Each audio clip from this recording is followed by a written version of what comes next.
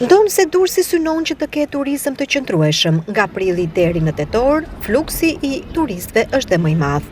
Jashtë kësaj periudhe, fluksi i vizitorëve është veçanërisht që lidhet me turizmin kulturor dhe historik, por në Durrës edhe këtë vit Muzeu Arkeologjik nuk është gati. Fundi i muajit prill është dhe afati përfundimtar për restaurimet, por kjo, siç duket në terren, tregon se 30 prilli nuk mund të mbyll përfundimisht punimet. I nisur që në vitin 2022, rikonstruksioni ende nuk ka përfunduar. Vonesa në përfundimin e tij është bërë shkak që muzeu vazhdon të jetë i kyçur. Pas përfundimit të restaurimit që po kryhet në kuadër të programit EU for Culture, i financuar nga Bashkimi Evropian dhe i zbatuar nga UNOPS me partneritet Ministrinë e Kulturës, do të duhen disa muaj të tjera për sistemimin e gati 2000 artefakteve të periudhave të ndryshme historike.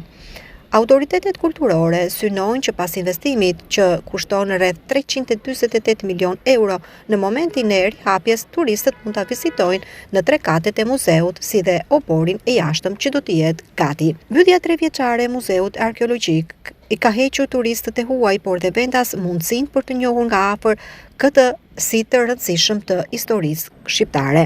Janë mbi 2000 objekte, një pjesë e madhe të cilave me vlera unikale që mund të vizitohen vetëm në këtë muze.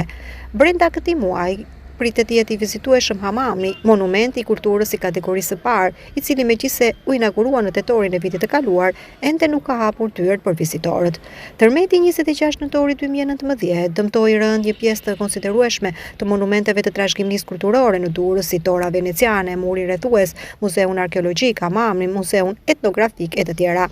I kthyer në një destinacion për gati gjithë vitin, Muzeu Arkeologjik i Durrësit është një nga objektet që vlen të vizitohet në këtë qytet.